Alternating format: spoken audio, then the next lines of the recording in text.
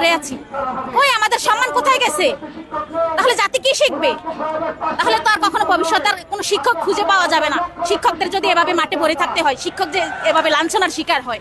নিয়োগের দাবিতে আজও শাহবাগে অবস্থান কর্মসূচি পালন করছে প্রাথমিকের সহকারী শিক্ষকের অবস্থান। দর্শকা, এই মুহূর্তে আপনারা দেখছেন সরাসরি যাই দিনের মাধ্যমে আপনাদেরকে যুক্ত করেছি শাহবাগ থেকে। এখানে দেখতে পাচ্ছেন নিয়োগের দাবিতে আজও শাহবাগে জাতীয় জাদুঘরের সামনে অবস্থান কর্মসূচি পালন করছেন সরকারি প্রাথমিক বিদ্যালয়ের সহকারী শিক্ষক হিসেবে মনোনীত শিক্ষকরা। তারা ঢাকা তৃতীয় পর্যায়ে নিয়োগ ও চট্টগ্রামের চতুর্থ পর্যায় বিভাগের সরকারি প্রাথমিক বিদ্যালয়ের জন্য মনোনীত হয়েছিলেন, তবে পরবর্তীতে তাদের নিয়োগ বাতিল করা হয়। বিক্ষোভকারীরা ঢাকা এবং চট্টগ্রাম বিভাগের সরকারি প্রাথমিক যমুনা ইলেকট্রনিক্সের সুপার এক্সচেঞ্জ অফারে একের ভিতর ৩ পুরনো বদলে নতুন নিন যমুনা ইলেকট্রনিক। বিদ্যালয়ের তৃতীয় পর্যায়ে নিয়োগের প্রক্রিয়ায় বাতিল হওয়া ৬,৫৩১ জনকে পুনরায় নিয়োগের দাবি জানাচ্ছেন বিক্ষোভকারীদের মতে। সহকারী শিক্ষকদের নিয়োগ বিজ্ঞপ্তি ৩টি ধাপে প্রকাশ করা হয়েছিল। প্রথম এবং দ্বিতীয় ধাপে নিয়োগ প্রক্রিয়া সম্পন্ন হলেও তৃতীয় ধাপের নিয়োগে দেরি এবং জটিলতা দেখা দিয়েছে। আজকে 11 দিন ধরে কেন আমরা মাঠে পড়ে আছি? ওই আমাদের সম্মান কোথায় গেছে?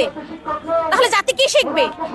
তাহলে তো আর কখনো ভবিষ্যতের কোনো শিক্ষক খুঁজে পাওয়া যাবে না। শিক্ষকদের যদি এভাবে মাঠে পড়ে থাকতে হয়, শিক্ষক যে এভাবে লাঞ্ছনার শিকার হয়, আর পরবর্তী প্রজন্ম শিক্ষিত করতে চাবে না। কেন শিক্ষিত করতে চাবে না? যে চাকরি বাকরি পেয়ে সরকার চাকরি দিচ্ছে, সরকার আবার সেই চাকরি কেড়ে নিচ্ছে।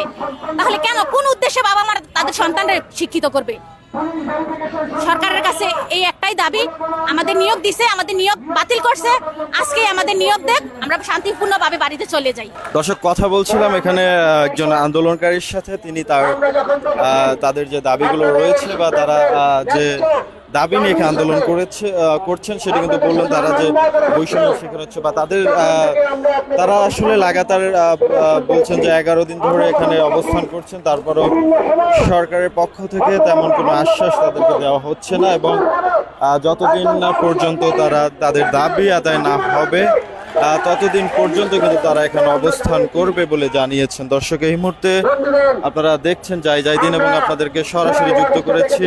আমরা আজকে 11 দিন যাবত এখানে আছি, আন্দোলন করতেছি।